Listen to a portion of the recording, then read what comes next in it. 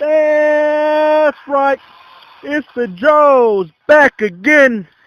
Fantasy Thunder. Another week, week 11. Going to jump into some stuff for you. I'm your host, Ali, along with my main man here on the mic, Dave. Allen, what's going on, Dave? Hey, how you doing? How you doing? Oh, man, we're getting along. I'm a little bit under the weather, but as I've always said since the beginning, we are the People's Podcast, and we're going to be here for you. Rain, sleet, snow, shine, whatever. We're going to be here getting this podcast and getting you guys out this information. And again, as always, we want to say thank you all for coming back and listening in with us. I want to just say from the bottom of my heart that through the season's been really overwhelming. Some of the love that we've gotten, and just ask you guys continue to support us, support the show. We'll be bringing out some different things and some new things later on this year, and even during the off season, we do plan to be here. We have some things for you guys in the off season, which we'll talk about later on. But we're developing a website. We're going to be updating rankings, things of that nature, and all this is going to be free content. So continue to come back and visit with us, and also thank those behind the scenes getting some of these things done for us and working on develop some of these things for us. So, yeah. Anyhow, with that having been said, please take a second.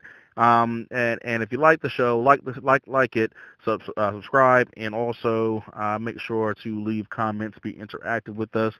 We are on Facebook at the Average Joe's Fantasy Football Podcast. We are on Instagram, and we have gotten an influx of Instagram followers here in the last few days. I think over 150 new followers in a couple of days, which is pretty cool. So we will be Ooh, there. yeah. Yeah, we're going to be there posting, putting things up, little tips and whatnot. So be there with us. Instagram is Average Joe's Fantasy Football _ between each word. And again, don't forget that we will be developing a website for you guys to visit and have rankings and things of that nature, so we'll be there as well. You can always come to YouTube and ask us questions. We are here for your starts and sits or just general questions or whatnot.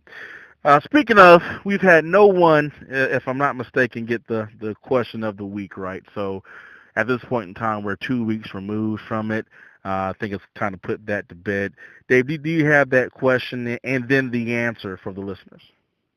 Yes, absolutely. So the question was up to week 9, I believe. I think it was week 9 and before. I've thrown 3 interceptions and 2,500 yards, yet I was still outside of the top 12 in quarterback fantasy points. And that quarterback was Aaron Rodgers. Aaron Rodgers. The GOAT. Outside the top 12. Unfathomable. Yeah, unthinkable. Yeah, absolutely. But I have a sneaky suspicion by the time the season ends, he'll be in his place. Maybe not number 1 because there's some people that's way too far ahead of him right now. But I can't see. I couldn't imagine him finishing outside the top 10. I mean, if he finishes outside the top 10, that's a disappointing year. I mean, is it a failure of a year for a guy like Aaron Rodgers? Nah, I wouldn't say a failure. I mean, if you know, it's definitely disappointing. You know how we always say where you drafted him. Yeah, you know, you right. drafted him super high. You weren't even thinking about streaming this guy. I don't know. I guess failure for me is a super strong word, but definitely a disappointment. It is. I mean, you think of who he is and again where he was drafted, and he's considered one of the maybe top 5 quarterbacks of all time. Yeah. Some people will put him maybe number 1. I personally, even though I'm not a big fan of the guy, I put Tom Brady number 1, Joe Montana number 2, and then I'm looking at Rodgers, that kind of thing, number 3. And there's obviously some older guys, Staubach and that kind of stuff back in the day, which we'll talk about. Also, you look at Peyton Manning, you can kind of, look at his numbers. Brett Favre is up there. So you got some guys you could talk about, Dan Marino, but he's definitely one of those guys that's in the greatest of all time conversation. And for him to have 12 other quarterbacks, 10 other quarterbacks that's better than him in any given season, I mean, it's hard to imagine. But neither here nor there. Good deal. All right, so we're going to have a new question of the week this upcoming Monday. Please tune in for that. I still would love someone to come and answer the question and let us know what song you would like to hear at the beginning of the show. So if you answer the question of the week correctly this upcoming week, we will play whatever song that you would like for us to introduce the show. Again, as long as there's nothing vulgar and offensive, or if we can find the radio version, we'll do that and we'll play it. We did have a message. Oh man, today started off real strange for me. So, I just made a couple of trades in the league that we're in, and a guy had the audacity. I don't know. I guess it must look like Boo Boo the Fool. To ask me did I want to trade Aaron Jones for Adrian Peterson or Doug Martin. I could choose one. And a pick for next year. It's up to you. It was up right. to you, man. Yeah. He was doing you a favor. Right. You got one of those two you can have. I mean, I don't have to offer both of them up, but since you're my boy and all, that you can have Doug Martin or Adrian Peterson. Like, I was like, man, stop. Sit down. Didn't know what to say to that besides, no, I'm good. Oh, that was so funny. Yeah, that's how my day's going today. Just not on track. Anyhow, so we got a big show. We're gonna try to get through it. Got a great game tonight. We've already talked about it last week. If you want to hear about our thoughts on the game tonight, go back to last episode. We already spoke about it. But Seahawks and Green Bay tonight. Seahawks and Green Bay tonight. So I want to be sitting down in front of that game well ahead of time. Absolutely. So we're going to talk about the Week 11 preview, some under-the-radar moves that you guys can make or be thinking about that may affect the rest of your season, and also our starts and sits of the week. So let's go ahead and jump into the games for this week. Let's talk about the Eagles and New Orleans. This has a big game feel. It feels like a big game, even though the Eagles' record isn't quite what it was last year, but they're still dangerous. How do you see this game playing out? What do you like here? Oh my goodness. Well, right now, as of today, I like all the Saints. Well, 100. It's bigger for me now because you've got on the Eagles side, Malcolm Jenkins has come up with a wrist injury. Oh wow! You know that secondary is already depleted with Darby being lost. Jalen Mills still didn't practice today. Sidney Jones wasn't there. Haloti Ngata is now on the injury report. So there's just that defense banged up all over. Yeah, yes, absolutely. So of course you said, you already like the Saints offense any game, and that's just a little more reason to like them. Yeah, I'm not super high. Even I will say, once again, I'm back on the whole not super high for Mark Ingram this game, just because even with the woes that the Eagles have been going through this year. They've all been close games. They haven't gotten blown out or anything. And so I say all that to say the Eagles are giving up 93 rush yards per game. And even though the Saints are high-powered and everything, I think this will be a Kamara game. We'll see Ingram a bit, but I don't see him doing anything fantastic. Obviously, I would take him over anybody in the Eagles' backfield because of the muddled situation that is there. I do think if I'm going to start a running back in the Eagles, though, for people that need to do that, Josh Adams would be the guy. Doug Peterson said earlier this week that they are wanting to give him more work. They need to give him more work. It was more of a need than a want. Well, I was actually looking at that. That was actually going to be one of my questions that I brought up here as far as the Eagles back. We talk about it every week. It's probably, in my opinion, the worst backfield in the NFL to even try to figure out. Not the worst producing backfield. That honor belongs to the Tampa Bay Buccaneers. But the worst backfield to figure out is the Eagles backfield. And I heard a report last week that they were talking to Carson Wentz, and he said his favorite running back to throw to is Wendell Smallwood out of the group. And the best one. Yeah. Is that what you get? Do you think Smallwood's the best pass-catching back out of the three? Because if so, he may get some extra run in this game keeping up with New Orleans. I think so. I think he's the best pass catching. I personally was talking about this earlier, and it could just be the fan talking. But when I watch, I like Smallwood the best. I liked Smallwood last year when he got to play a couple of games before Ajayi came in. Right. Mm-hmm. It was, all that. But I've liked Smallwood the best, and like we spoke about a couple of weeks ago, it's just the fact of the matter that the Eagles offensive coordinator, whoever, does not set up the plays for him to excel like he does Clement and Josh Adams this last week. But my personal preference, I like Smallwood the best. Okay. Yeah, it doesn't bode well that actually New Orleans is pretty decent against the run, and I don't think it's so much that New Orleans it just stops everyone. I took a look, and the yards per carry for the opposing teams isn't bad. It's just that they start getting up on you, and you cannot, focus and commit to the run. So I don't see any running back having a big day, but knowing they're going to be down, my thought process is possibly PPR league, Smallwood could be the most valuable back there.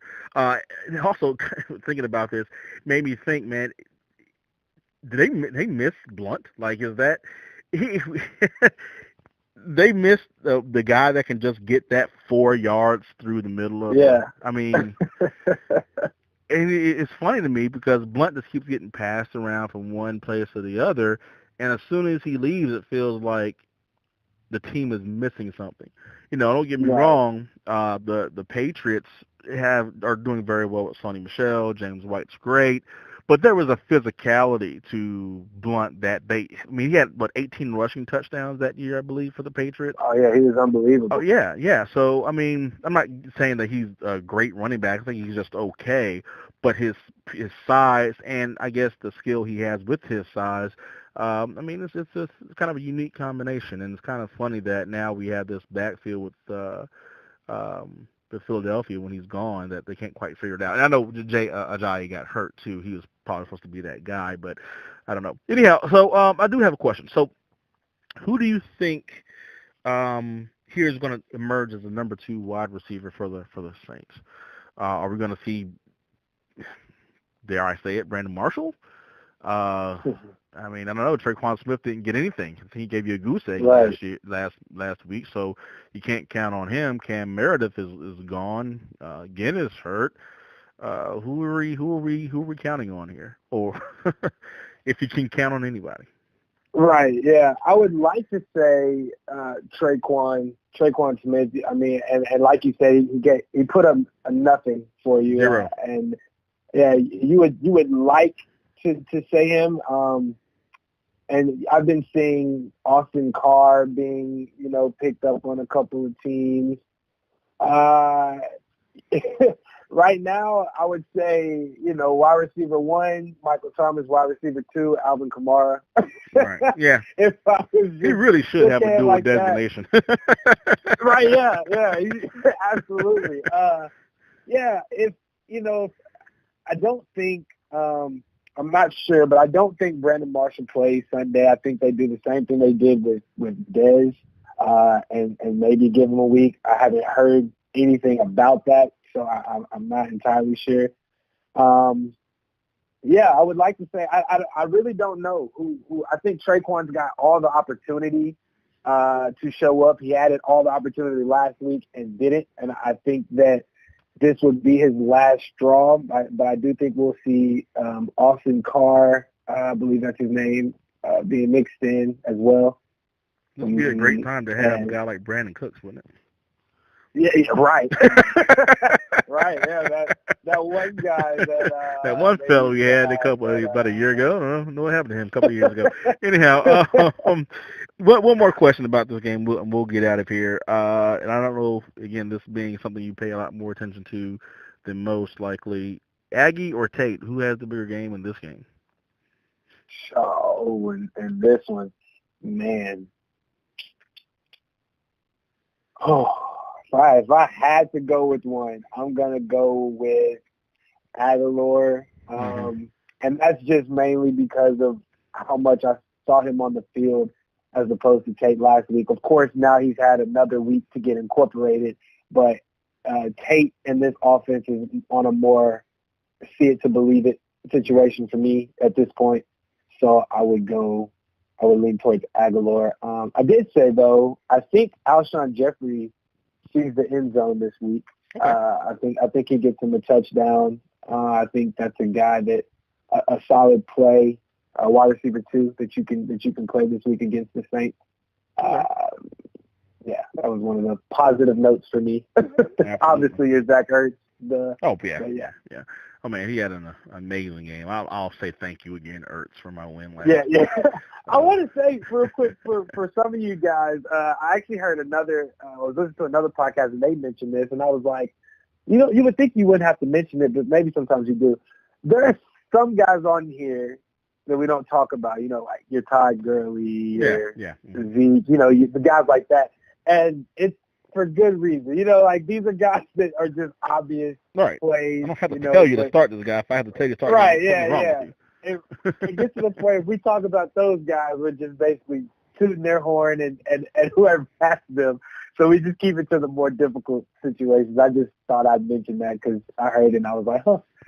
Absolutely. Yeah. There's no reason to even mention that. If you debating whether you're starting Todd Gurley, like I have to ask what kind of league you're in. But let's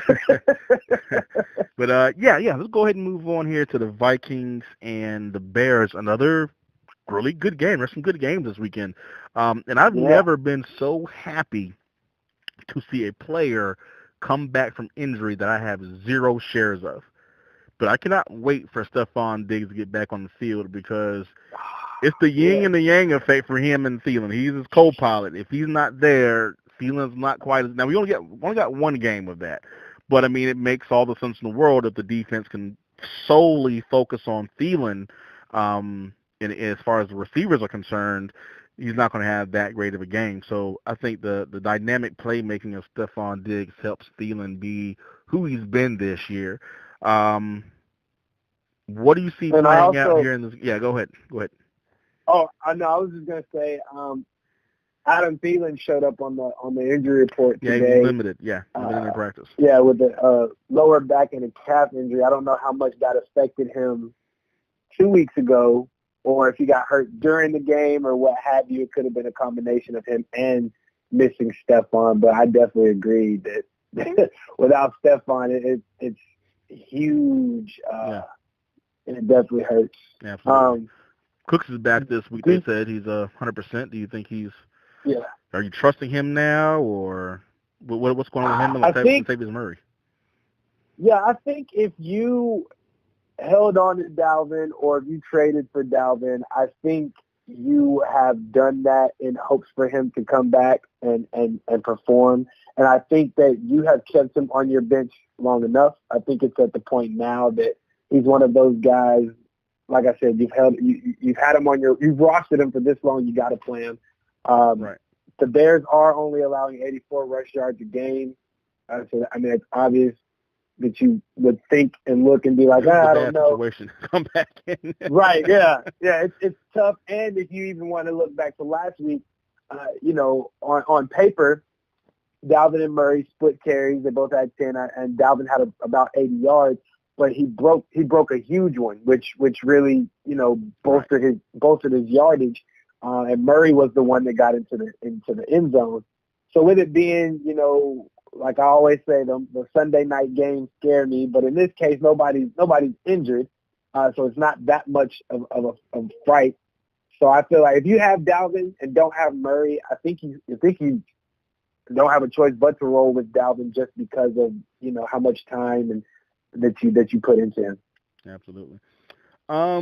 Mitch Trubisky. Let's talk about him for a second. This dude is balling out. I was not very high on him at the beginning of the season. A lot of people actually were. I would say that's one of the people that the dark horse folks that got this one right after a couple of weeks. So the first couple of weeks were like, ooh, this is garbage. But he's really turned it around here. And what can this Chicago offense be with him playing at such a high level, and who is it that you want out of these pass catchers here in Chicago? Yeah, so the Chicago, if Trubisky can keep it up, the limit for this Bears offense is just through the roof. Yeah.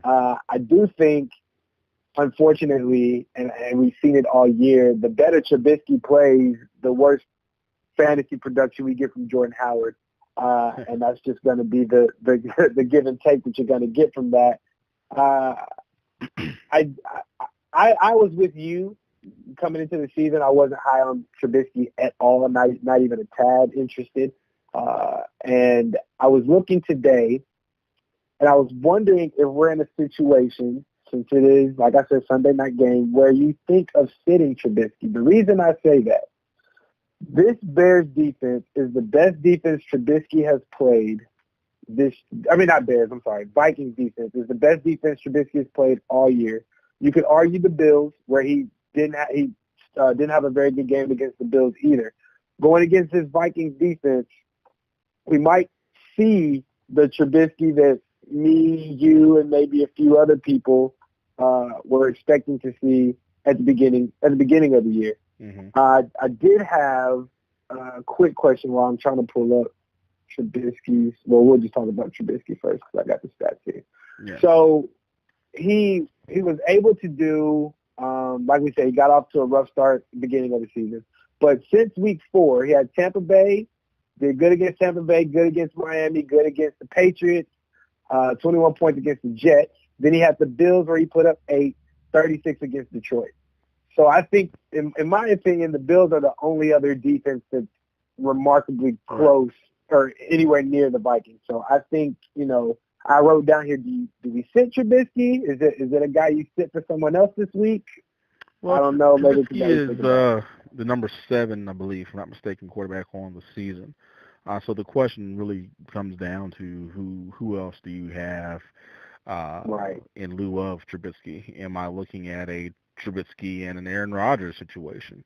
Then of course I'll be going with Aaron Rodgers. And you kind of laugh at that, like, of course you go with Aaron Rodgers. But like you said, Aaron Rodgers is almost outside the top 12, so you got to ask the question: if you have these two guys, who you starting? Yeah. Absolutely. If I had a Trubisky or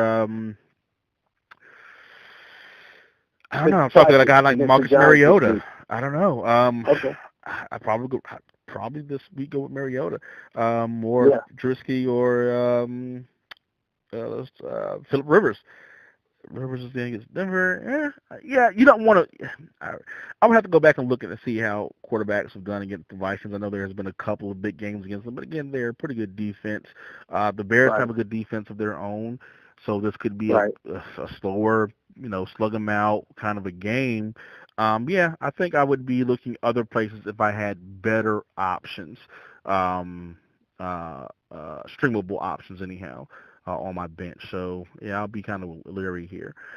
Speaking of, you mentioned something I did want to get into, and I know you were pulling something up you want to talk about, but in this game, seeing how it could be a slower game, defensive game, who would you rather start in the backfield for the Bears, Howard or Cohen? Definitely Cohen. Okay. I've got to go with Cohen because of, and it's not just because Jordan Howard has let me down multiple times this year. Yeah. I have no problem with rolling Jordan if it makes sense, even to this point, because he's shown that he can, when the matchup shows, he can provide value. But I think against, like we said, this is a tough Vikings defense. The front seven's pretty darn good, and I think that Cohen will get a lot of little gadget flips or, middle of the field passes and things of that nature, and then especially in PPR, it's not even a question with Jordan. So, I think I'll roll out Cohen over Jordan. Absolutely. All right, got anything else on this game? Yeah, I had a question that was asked to me from a league mate who wasn't for another league of his. He wanted to know, he has Allen Robinson and Anthony Miller. He's trying to pick which one to start in his flex. He wants to know if Xavier Rhodes does end up playing, is healthy enough to go. He feels like Rhodes would be shadowing Robinson. So would you go Robinson or would you go Anthony Miller if Rhodes plays? Anthony Miller is interesting. He's been getting a steady amount of targets the past several weeks. As a matter of fact, he's been a very, very hot waiver wire target. this week, along with guys like Sutton and some of these other rookies we were talking about, DJ Moore last couple of weeks. Um, but in my opinion, opportunity is always the way to go.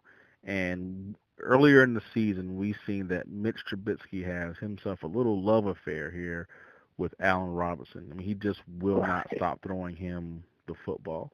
Absolutely. And I know Xavier Rhodes, he's a from what I see from him, and I may be 100% incorrect, but what I see out of Xavier Rhodes, he's a tough, kind of a hard-nosed, kind of a cornerback. He's very physical with wide receivers, but Allen Robinson isn't the guy. He isn't, this ain't no little slot receiver. I mean, he can. Right. I think he'll be okay. I think he'll be okay. Yeah. I mean, I'm not expecting a huge game out of him. If I had to start one or the other, I'm still going with Allen Robinson because I believe that Trubisky just will continue to pepper him with targets. Yeah, I think I will go still with that route. Mm-hmm. Yeah, that's I ended up. Yeah, I told him. I said it was close for me too.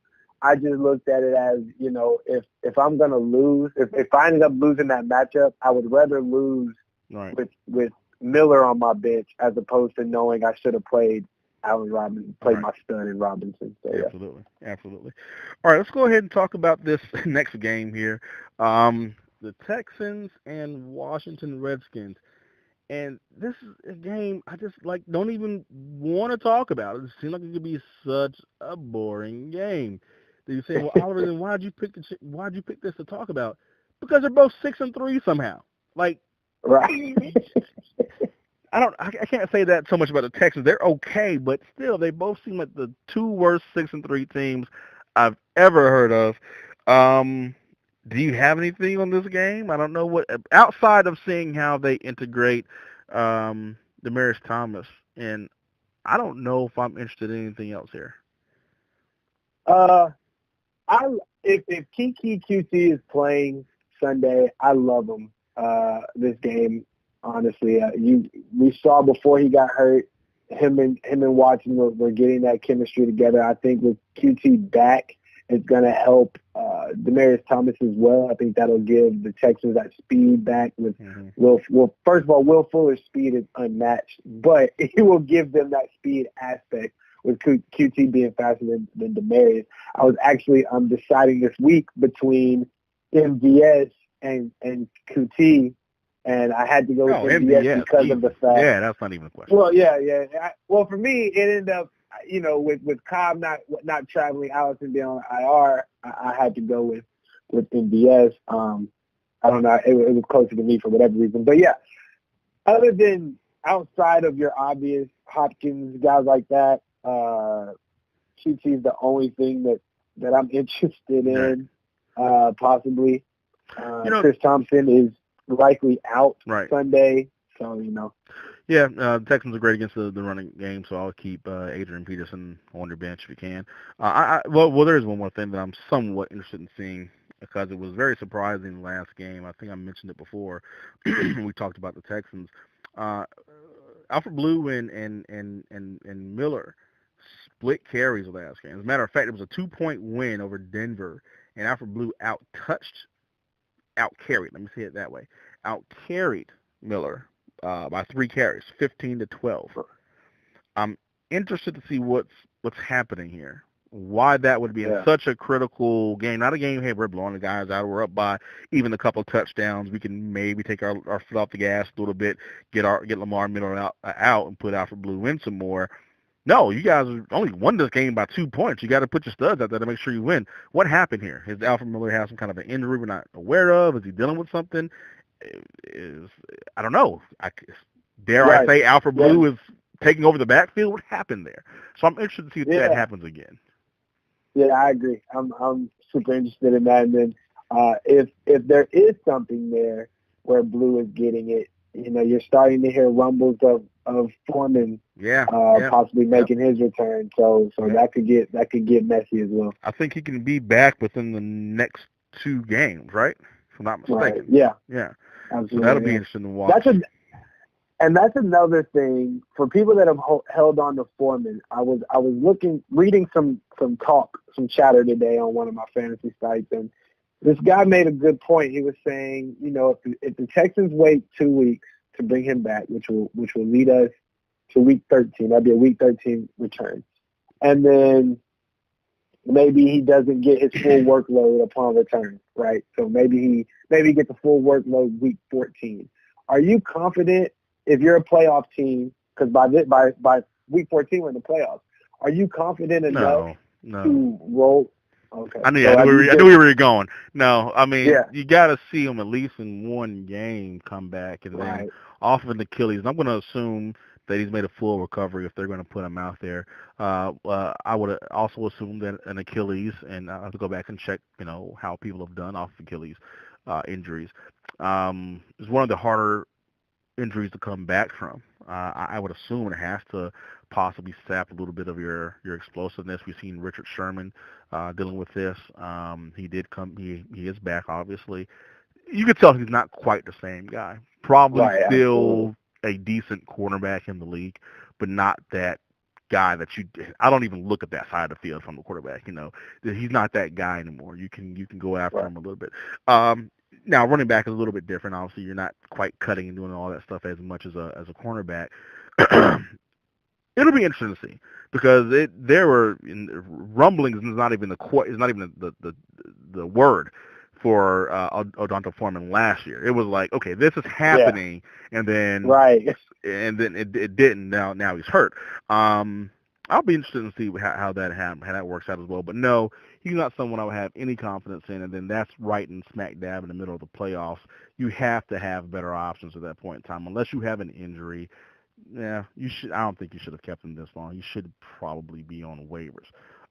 For a team that's struggling and just, hey, I just need a Hail Mary, maybe. But if you're struggling right now, likely you're not in the playoffs. Right. Absolutely. So I don't know. But anyhow, all right, good deal. Let's go ahead and move on to Chargers and Denver. Another pretty interesting game here. Chargers, man.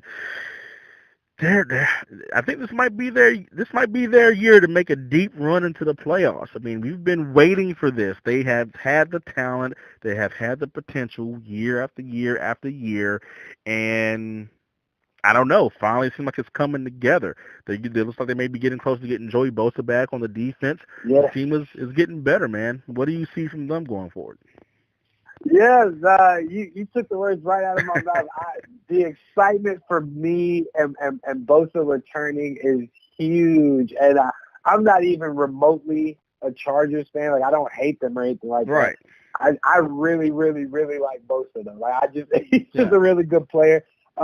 He returned to practice today, and he just bolsters that defense. And for me, the excitement that I have for Bosa is because of the excitement that then turns into your Keenan Allen, those guys. I was gonna say Melvin, but Melvin's doing it. Yeah, he's already doing it. So so your Keenan Allen. I think that the Chargers are gonna be, with Bosa returning, even though they just lost Perryman for the year. But with Bosa returning, I think that gives the Chargers more opportunities for their offense to be on the field. Yeah. More opportunities for points from Keenan, Phillips, things of that nature. Yeah. I'm excited for the Chargers, in real life. I'm really excited for Phillip Rivers. I mean, I've always liked Phillip Rivers a lot, and feel like he's one of the better quarterbacks in the league. And just every single year, seems like he plays his heart out, and he's somewhat part of the problem because he's a little bit turnover prone, but normally he's playing well enough to take his team to the playoffs, and something happens. And I don't know. It's just like they have the most promise but never quite get there. I am really hoping that they make a deep run in the playoffs. I really want to see them there. Gordon obviously is a beast. They got some options to pass the ball to, so should be fun. So the Chargers are not really so much the team that you have questions about. The questions really are on the Denver side of the ball here. Have you heard anything about Freeman, Royce Freeman coming back? Yeah, so limited practice yesterday. Didn't hear much about his practice today. I'm going to assume it was another limited practice. Like I said, I'm not, it's not nothing official. So of course that bodes well for everybody that's holding on to, or everybody that's not holding on, but has Phillip Lindsay, all the Phillip Lindsay owners. Definitely bodes well for you guys. It's something to monitor. Yeah. If Royce Freeman did in fact do another limited practice, or if he was upgraded today. Yeah, I read a report that Vance Joseph said if he was a betting man, he would think that Royce Freeman would play this week. So, yeah, that probably limits your upside on Phillip Lindsay just a little bit. Right. If you had picked up Devontae Booker off of waivers, you could probably put him back on waivers. But yeah, it's again going to turn into another. Now, Royce Freeman and Phillip Lindsay Phillip Lindsay more was still pretty productive when Royce was there.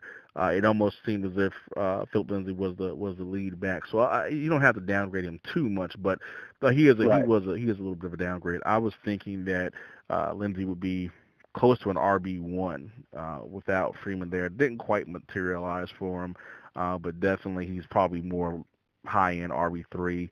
Low end RB2 with Freeman there. Let me ask you about Sutton, because there's been a lot of excitement about him since Demaryius Thomas left town, and there's always a lot of excitement around Sutton as one of the better wide receivers in the draft. Do you think he's going to turn into a stud, or is this is not going to happen this year for him? It's another one of the I hopes. No, I think I like Courtland Sutton a lot. I really like him. I think that he fits into that role very well, opposite of Emmanuel Sanders. I think what a lot of people are hoping Tre'Quan Smith was going to do in that prolific offense, I think Courtland Sutton is going to do that. And it might just be because of the fact that Alvin Kamara is with New Orleans and he just gets so many targets. But neither here nor there. I like Courtland. I think Courtland can be a solid weekly, start for you. Not obviously not a wide receiver 1, but a flex, maybe low end wide receiver 2 for you on a weekly basis, especially in a good matchup. I don't think it's a guy you need to shy away from. I like Courtland Sutton's opportunity, and I think he'll snag it. I think he'll run with it. Okay. What about Emmanuel Sanders? He's like number 13 or 14 wide receiver on the year. Has been having an amazing season, catching and throwing the ball this year. But is Emmanuel Sanders kind of like in that Thielen situation where without his sidekick, without his running partner, he's not quite as good? Now we know we expect Sutton to be the guy that steps up, but sometimes experience is valuable, and Demaryius Thomas definitely had that in space. At the very least, had the name value that would make a defensive coordinator say, hey, we have to scheme up against. We have to plan for Demaryius Thomas, thereby leaving some opportunity for Emmanuel Sanders. Now Emmanuel Sanders is the man, and they could scheme up against him. Do you think he continues at this pace? Top 15 wide receiver the rest of the season? Yeah, that's a tough one for me, and I don't think so. At least not anywhere. Not right now. I think even for a lot of people that had Demaryius Thomas and they were thinking, man, Thomas is awful this year. He was putting in solid games, not only for fantasy. He was getting you your 10, 11 points. Not exactly what you wanted, but they were solid. They were also solid games for the Broncos. And like you said, off of name value, that guy is there. That guy is talented. We have to pay attention. Now, while I am excited on Courtland Sutton, a lot of teams and defensive coordinators that are smart know, this guy's good, but Sanders has proven to be the man this year. We have to show. And until Courtland Sutton demands that attention, I think, they're going to focus on Sanders. So I do think Sanders is going to drop a bit, at least until Sutton demands that attention. Now, whether that's this year or next, I'm not sure, but I do think Sanders will drop a bit. Drop a bit. Okay. So if you had to say, so we're saying not top 15. What about what about top 20? You think he's going to drop outside of the top 20 rest of the season? I've got the Broncos. And yeah, right I mean, here. Let me see. Pull this up here. As a matter of fact, while you're looking that up, because I have. Based off of their schedule, I think he can be a top 20 rest of the season. They've got Chargers, Steelers, Bengals, 49ers, Browns, Raiders, and Chargers. Well, so I think he has. Go ahead. Well, we'll keep this in consideration. Number 21 PPR receiver right now, Keenan Allen. 20, Stephon Diggs. 19, Calvin Ridley. Cooper Kupp is out. Tyler Lockett, Juju Smith-Schuster, Tyler Boyd. Does he belong in that group rest of the season? Yes, I think he does. I think obviously Tyler Boyd is going to drop out of that. Cooper Kupp's obviously going to have to, unfortunately. And I think there's room for him in that top 20. So yeah, I think he can get in there. Definitely. All right, let's go ahead, man, and move on. Now this is the exciting. Got one. Okay. Yeah, these are the ones where I had a couple questions. Well, first, this is just a general question. Hunter Henry is possible to return this year and in the next month, which would be the playoffs for most guys. If you know you're making the playoffs and you are looking at a tight end situation, do you pick up a Hunter Henry if he's available with hopes of playing him in the playoffs and being the guy that can reach it? It depends on who you have. I mean, obviously, if you have, I don't know, whoever, Ben Watson or something, who's actually been doing okay, or, Evan Ingram, who, God, I mean, talk about a bust this year. Right. Or whatever, Jeff Hireman or something like that. You got stuck with one of those kinds of guys. Then sure, why not roll the dice? I'm only getting 6 points a week out of my tight end. I'll roll the dice, see if Hunter Henry comes. But I mean, if you have a mid-tier kind of a tight end like a Kyle Rudolph or Austin Hooper or something like that, and you can kind of count on that guy, I'm not putting Henry in until I see him play a game or two and see how he's integrated to the offense, number one, because they're used to playing without him. Then number two, how healthy is he? Is it a situation like Greg Olsen, where he comes in for a couple of games, trips over someone's foot, oh, crap, I'm out for 6 weeks. So we'll have to see. But, yeah, I mean, a stash, sure. When you're in the playoffs and you're having that kind of a season, you have the flexibility of making those kinds of moves. Yeah. Do I play him first game back? Not likely. And I'm just skeptical. So he probably goes off. That's probably one of the guys I'm sitting. So you start him. He probably goes off for 100 yards and a couple of touchdowns. But I just can't do it. Right. Okay. Yeah. So these next are some either ors I had, and I called this "Let's Talk About Keenan." Okay. I wanted to focus on Keenan Allen here. So you don't have to give too much analysis because I do have 4 players that I'm comparing them to. So just go as deep as you want to. First, and it's just for this week, Keenan Allen or Calvin Ridley against Dallas? Allen. Okay. Keenan Allen or Diggs against Bears? Allen. Keenan Allen or Juju against Jags? Juju, I think. Oh man, that's a tough one right there. Because again, they're both. I just mentioned I was ran off that top, 21. They're right there next to each other. The thing behind Juju is that he's the second fiddle to, even though he's had an amazing season, he's second fiddle to Antonio Brown. Keenan Allen is the fiddle in for the Chargers. They just haven't needed him like that. Like Melvin Gordon's legit having that great of a season where they don't have to throw the ball all over the field. So I haven't looked at the numbers here, but I'd be surprised if you extrapolate the season out and points per game if Melvin Gordon isn't like top 3 running back right now. He may not be, but it feels like he is. So my point is, Allen, he's been coming on the last couple of games. I'll probably still go with Juju because that Steeler offense just looks insane. And as we know, the Jags they're a lot of bark, a lot of pump, a lot of all that supposed to be, but they're not this year. They still have a decent front, but you can torch them through the air. I think they still have a couple of injuries, so I'm still going Juju. I'm going to ride that Steelers train until they make me get off. All righty, sounds good. And then this last one, Keenan Allen or Robert Woods against the Chiefs. And obviously the only reason I asked is because since Kupp is out and it is the Chiefs defense.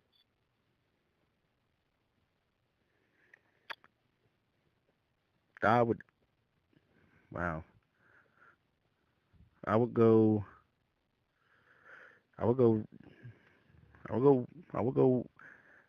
No, I'll go Allen. I'll go Allen. Only because once again he's the only fiddle there.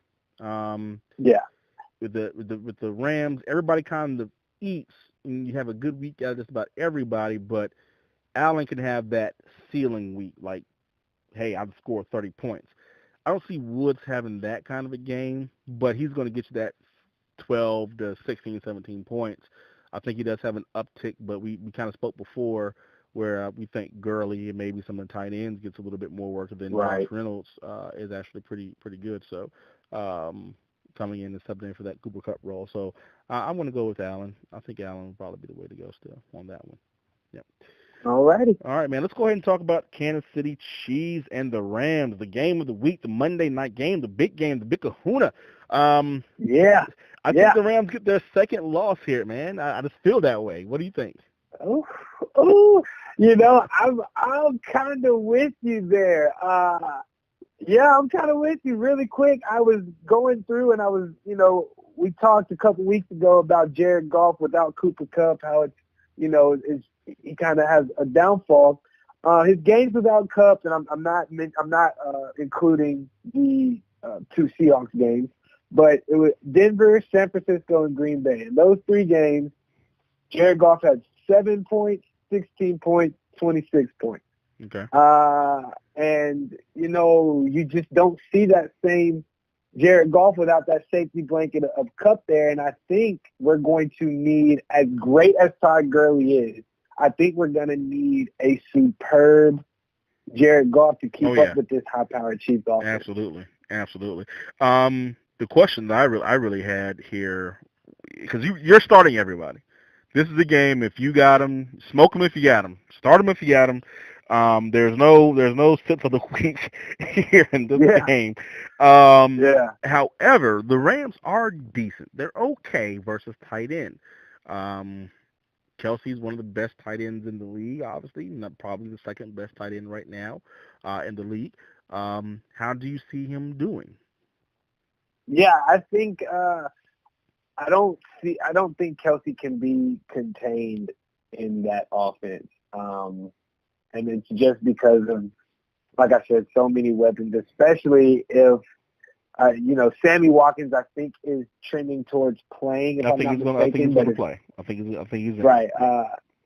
But if he doesn't for whatever reason, that's superb for Kelsey. Even if he does, I just think, it's just, we say it every week. It's just so many weapons on that offense, and the fact that the biggest thing is Mahomes extends plays for so long and can throw it off of either foot. I was going to say any foot, but he's only got 2. Either foot and can make it a good pass, and Kelsey's a big target. So I think and with the tight end, I know this wasn't your question because we both agree with this tight end situation, you don't sit Kelsey. Oh, no. We both agree. That's not a question. That wasn't the question. Right, yeah. If you got that mixed up, no. I'm just saying, can we expect 25 points for Kelsey, or is it going to be more of a 12 or 13-point game? No, I think we'll be in the 15 to 18 range. Okay. Which is, still a superb outing for you. Absolutely. Yeah, this is one of those games where as much as I preach, I don't like waiting on Monday night. This is one I don't care. Right. Yeah, I will you're wait. putting it in. Yeah. Absolutely. Yeah, so let's I had a either or for you here. If you had to do straight up right now, one or the other, who are you starting? And you got to start one. You can't start both of them. Hunt or Gurley? Oh my goodness, Gurley. Gurley, yeah. I'm going with Gurley. Okay. Yeah, Hunt. I think he's number 4 running back on this year. So. Oh yeah, Hunt's fantastic. Hunt is absolutely fantastic. The reason behind Gurley, other than the fact that he's Todd Gurley, is I trust the Rams defense more than the Chiefs defense, and the Rams are missing a weapon, which, as we talked about, is only good for Gurley. Absolutely. Do you think Marcus Peters shadows Tyreek Hill? I hope not. You said, oh my God, that I have that highlighted. I hope not, because he's gonna get torched, bro. He's gonna. Yeah. Think he was mad the week before? Right. If some news comes out, if any of you guys hear news that Marcus Peters said he's shadowing Tyreek Hill, go trade for Tyreek Hill right now. As soon as you can get him. Going to be a big game. And it's not. Yeah. It's not to say anything about Marcus Peters. I was just kind of listening to the game last week, and there was some analysis that he's a much better zone corner than he is man corner. They've been trying to make him into a man corner, and it just hasn't quite been working. But yeah, if they have him shadow him, I don't think they will. I think they know better than that. But if they do, I see big things from Tyreek Hill. You got to kind of ball him up, put somebody under him and over him. So the man double team, definitely. But yeah, Rams. Go ahead. I'm sorry. The Rams of all defenses should know that with their own speedster in Brandon Cook. I would hope that they know not to dare try to shadow. If a team's not going to shadow Brandon Cook, you're definitely not going to shadow the fastest guy in the league. That just doesn't make sense. Right. Yeah, I think Watkins is back this year. I mean, back this week, which should be good for Kansas City. I do have a couple of questions. I have a couple of either ors for you as well, because I was on a fantasy football chat website, and there's some big questions about Reynolds. He has performed when Cooper Kupp hasn't been in the game. And this, again, is not a situation where, okay, Kupp may be back next week or the week after. Now we have to make sure Reynolds is comfortable in the offense. And I see this question, and at first it seems silly, but then you have to start thinking about it. T.Y. Hilton or Reynolds? Yeah. I was actually hoping I wasn't going to get any T.Y. Hilton questions. Well, then I reverse sniped you. T.Y. Hilton question. Because he's been having a rough year, man. I mean, it's not been good. Right. Yeah, T.Y. Hilton has unfortunately become, dare I say, a fringe touchdown or bust player this year. And it's just because Andrew Luck has the tight ends rule that system. If I had to go with one, I didn't even know it was this bad. Oh my God, T.Y. Hilton is the number 35 wide receiver, and Andrew Luck is throwing like 3 touchdowns a game. Yeah. I saw something today. Yeah, that the tight ends have just overran that offense. That is insane. Allen Robinson has 2 less points than him. And he's missed what, two more games or so, something like that. Yeah. Josh Gordon is just ahead of. Oh my gosh! Wow. So the question remains: Reynolds or T.Y. Hilton? Who would you start? Yeah. And he's going against the Chiefs, and T.Y. is going against the Titans. Oh my goodness. I gotta go with T.Y. and it's just because Reynolds has played well without. I would play Reynolds. Over T.Y. Mike Williams from the Los Angeles Chargers has 5 less points. I'm sorry, 3 less points than T.Y. Hilton this year. Mike, and we were saying, oh man, this is not happening for Mike Williams the way we thought. Right. Okay, all right. So another question: Reynolds or Galladay? Reynolds. Okay. I'd take Reynolds over Kenny. One more. We're gonna move on. Reynolds or D-Jax? Oh, Deshaun Jackson. We'll get into this, but he's my start of the week. Oh, okay. We're going to talk about it. Let's, as a matter of fact, let's go ahead and move on unless you have something else about this game.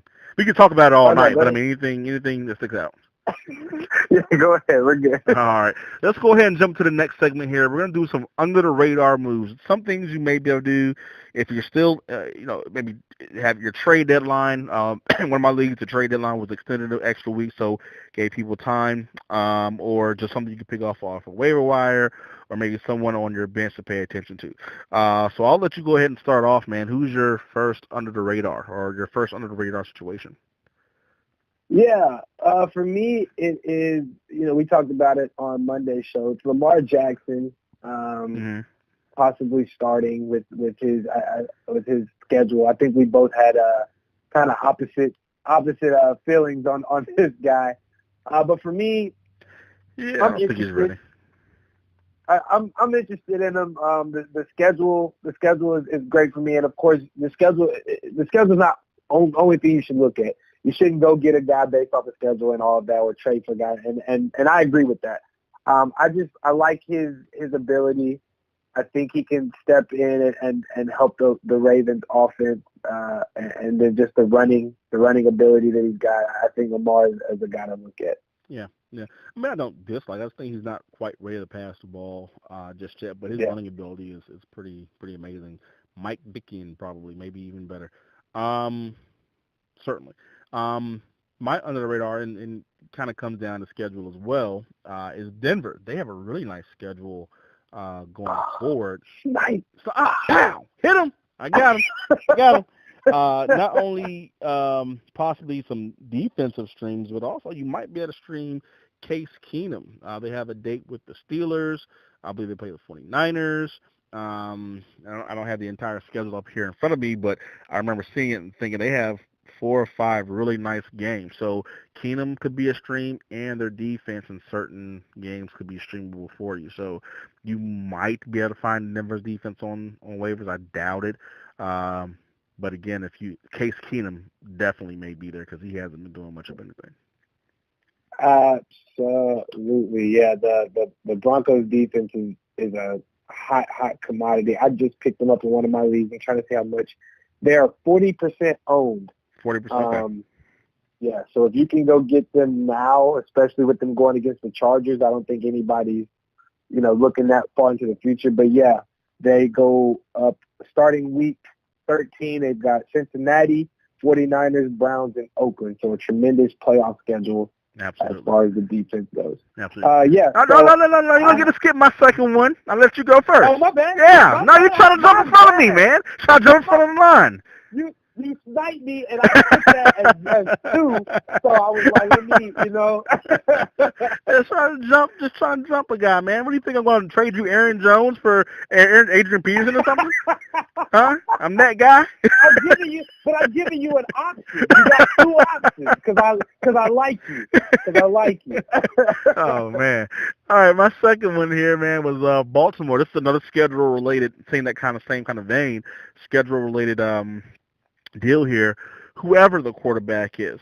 And also, I think John Brown may have a little bit of a resurgence here, but they play the Bengals, play the Raiders, play Atlanta, play the Chiefs, play the Bucks, play the Browns, and the Chargers. These are going to be some high-scoring games. Hopefully the Bengals show back up and start putting points up. But definitely the Raiders, Atlanta, Chiefs, they're going to have to keep up. And I see a lot of slinging of the rock here down the line for Baltimore. Yeah, definitely. I agree. I think that's what was my hopefully it's Lamar Jackson that's flinging that. So yeah, I definitely agree. Mine is, we already kind of alluded to it, or actually we did allude to it. I think before this trade deadline, I think a couple of leagues have already passed the trade deadline. Yeah. But if you haven't, if you can trade T.Y. Hilton, trade him right now for key pieces. You could probably get Adrian Peterson. Yeah, well, I would have. Yeah, I think so. I was sitting here. I think some of the things that some people are still interested, and I think a lot of people were in the same boat as you were when you saw his stats, and you were like, "Wow, I didn't know he was this low." I think a lot of people don't realize how low he is. They see the offense, they see the name, and so I was looking at a few. I think if you can trade Ty for Kiki QT and something, whatever you need, I think that's a good trade. I also wrote here maybe Ty for an Aaron Jones. A lot of owners that have held on to Aaron Jones that don't believe he's going to get that work are kind of on tilt. Maybe they need a receiver. Yeah, I don't think after that last game you're going to get Aaron Jones. Well, After that last game, it does kind of waver it. So, but you might run into the guy that's selling Aaron Jones. Yeah, he might be stacked at running back. Don't need him and looking for a receiver. And what really helps out though in these kinds of situations is Ty is still being projected like a wide receiver one on the websites. I remember looking at the stats. They're still projecting him to score 15 to 17 points every week. So when you're looking at that kind of a trade, someone might say, "Oh man, 17 points a week," and not know he only done that once or twice this year. So absolutely, that's a good heads up move there. Absolutely. What's your next one? Yeah, so another kind of trade one for me, especially this week. I think if you're going to do it, you got to jump on it now. Try to grab AJ Green or Gronk, definitely from owners that are in the middle of the pack and they're in win now mode. I got to win this week. I got to, things of that nature. If you can get Gronk, if you can give them a piece for Gronk, I didn't mention Ty because I don't think Ty is going to get you a Gronk or an AJ. But if you can pair Ty with something or just another piece, I think getting Gronk right now before he explodes, I still believe that he will. And AJ Green is going to be, I believe, fine once his foot injury, once he comes off of that. I think if you're a team that's sitting pretty good, well to make the playoffs, those are two guys that you can grab cheap right now. Absolutely. My next one, I got two more, and I'll run them off back to back here. If you can, again, we're getting back into the kind of trade deal, and you may not be able to do this after his breakout week, but there may be someone still reeling that if you can give him maybe two pieces for David Johnson, I would go ahead and get him. He has a phenomenal schedule down the pipe here. Not only that, but it seems like that they are getting back to being committed to giving him the work, giving him the ball. I mean, seeing him get that many touches last week, I paid special attention to it because I had just traded him for Aaron Jones and a pick next year, and also Landry, who's just breaking my heart. I wish he was doing better. Yeah, absolutely. But I would definitely look at getting David Johnson down the stretch, and I'll give you a couple of the games that he's going to be in. The Raiders, Chargers, Packers, Lions, who suck, Falcons, Rams, and then the last game, Seahawks.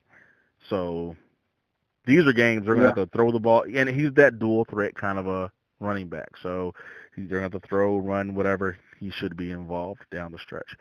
Absolutely. Just to comment on that. Yeah, just to comment on that.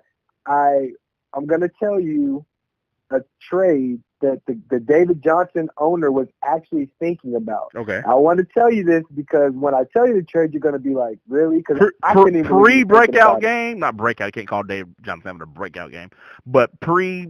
No, it was after. It was after. Okay. It was this week. Okay. So after the game, he was mulling over. The guy had offered him Keenan Allen and Mark Ingram for David Johnson. Both of them? Now, looking at that, you think he wouldn't do that. But I just say that to say there are people out there. There are David Johnson owners out there. If you can offer something around that's not a bad. Yeah, both of them had big games. Ingram had he didn't have a David Johnson game, but he had he got over 100 yards, got I think a touchdown as well. And Keenan Allen has been coming on a couple of 22-point game and a 17-point week.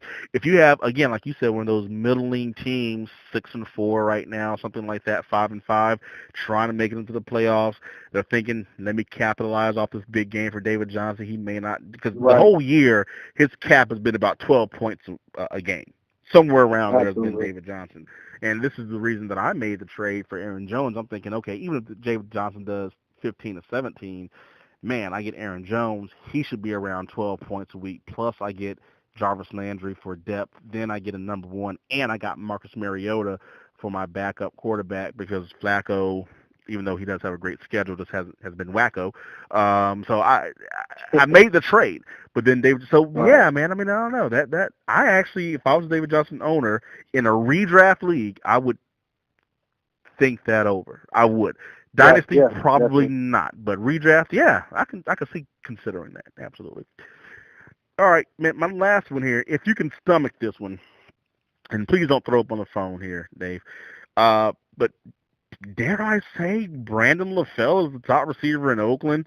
Brian is out with a Good night, fellas. Thank you guys for coming. Enjoy the show. I think Ali usually says at the end of the show, if you can. No, I'm kidding. He's done. My broadcasting days are over. He said Brandon LaFell. Yeah, the dude has been getting you about 10 fantasy points for the last couple of weeks. He's been the guy. Jordy Nelson is injured. He may play, but he's limited. He was already limited from day one. He hasn't been doing well. It's Brandon LaFell and Seth Roberts. I mean, someone has to catch the ball. You would think Cook would be the beneficiary, but he has not been doing much here lately. The running game is pretty much non-existent. I mean, if you need 10 points in your flex, you may be able to get Brandon LaFell off of waivers. Sorry to make you throw up and quit the show. All right, man. Let's go. Let's do one more for you. What do you got? Oh, if you didn't have any more, you're done. Yeah, that was it. That was my stuff. Good deal. Let's go ahead and run through these starts of the week. We've been running now, an hour, and I thought it was going to be a quick show. Hour, 10 minutes, and the game's coming on in 15. Bada bing. You start off under the radar. I'll start off starts of the week. My start of the week is Marcus Mariota. He's healthy, been coming on here, been looking good, and the Colts can score, so they're going to have to keep up with the Colts. So I'm going with Marcus Mariota. Definitely, yeah. For the sake of time, instead of giving my analysis on your pick, I'll just jump to mine. Cam Newton is my start of the week. Revenge game. I feel like he's out to prove, and I think he will move a lot on the ground this game going against the Lions. So I like Cam. My running back is Dion Lewis against the Colts. He's taken over that offense, that backfield. Yeah. We can see that it's basically his, with Derrick Henry getting a couple of touchdowns here and there. But with him playing majority of the time and getting all the passing work, I love him. Well, actually, he and Henry have been coming along a little bit the last couple of weeks here, along with Marcus Mariota. Perhaps him getting healthy is improving the entire offense. But, yes, you can see the majority of the work going towards Dion Lewis. And if they have to score in this game, he is also the pass-catching back. They do actually give Henry some passes as well. But, I like that. I've been trying to trade for Dion Lewis. Dude will not give him up. He will not give him up. For what I'm willing to give, him like Golden Tate or Jarvis Landry or something like that, and maybe a pick, second round pick, third round pick. But he's probably third round pick. He's not doing it. I'm not going over the moon for Dion Lewis, but I did. Right. All right. My running back is Alex Collins going up against the Bengals this week. Every running back gets it in against the Bengals. Kareem Hunt had a 3-touchdown game against them, and even Peyton Barber, the worst running game in the league, had 85 yards and a touchdown against these guys. If this is not a game, where Alex Collins can show his stuff, I don't know what game it is. I'm going with Alex Collins. Oh, man. Yeah, even Peyton. When you say even Peyton Barber, that's like everybody. Yeah, everybody got something. Wow. Even the nerd with glasses in the corner. Yeah. Start all three of the running backs. Montgomery, Buck Allen, everybody. All right, man. My wide receiver is Robert Woods. Going to be a high-scoring game. Obviously, Cooper Kupp is out. I said that. We did say we think a lot of that work is going to start going to the tight ends. Reynolds going to get some, and Gurley. But he will get an uptick, and even a slight uptick for Woods is going to probably put you in that 17 to 20-point range this week. So I like Woods. Absolutely. We've seen what Woods can do. Very capable of giving you big games. So, yeah definitely. I like my wide receiver is Deshaun Jackson. Okay. At the beginning of the year, Explain. I've said, yeah, I've said that he's a boomer bust. I've continued to say that, and I think this is a boom game for him against the Giants defense, who have given up. They just gave up 250 passing yards or receiving yards to the 49ers last week, and so I think offense that is putting up 400 yards a game is more than capable. And if Fitzpatrick loves the deep ball down to Deshaun Jackson, I think Janoris Jenkins will be the guy, or Mike Evans. You don't really see that number 2 corner anymore now that Eli Apple's in New Orleans, so I think Deshaun will break out. My tight end of the week, Mr. Austin Hooper himself. The man. Going against Mr. Elite. against the Cowboys that just gave up 14 receptions and 2 touchdowns to Zach Ertz. I think Hooper has you dare not compare Hooper to the great Ertz. No. Okay. I wouldn't do. I was going to hang up. Thing. The show is over. Do any such thing. Okay. I'm truly comparing the Cowboys defense from one week to another. That's got all. you. I got you. While the Cowboys secondary is definitely much better than it used to be, I think that the tight end position, especially with Sean Lee being out, that middle of the field is open, and tight end find a way to get it. Yeah, the Cowboys actually have a pretty decent backup middle linebacker. They were talking about him last game. He should be. Oh yeah, Benjamin. But definitely, I definitely agree with you on that. My tight end, Ricky Seals-Jones, has been doing nothing all year long, but came out of the woodworks last game with 9 targets. And as we all know, Oakland completely is horrible. So if there's a game where he can kind of get it on track, it's against Oakland. My defense of the week is the Texans versus the Redskins. Redskins, again, is the most boring team in the league. Even when they win, it's like 12-6 or something. They can't score the ball. Texans are great against the run. Chris Thompson is out. Adrian Peterson is old. Alex Smith won't throw the ball more than 2 yards. I like the Texans. Yeah, no, I agree. And we talked about it on Monday. The Redskins' offense is not what scares you. It's the defense that gives them the W's in games. So, yeah, my defense of the week is the Steelers.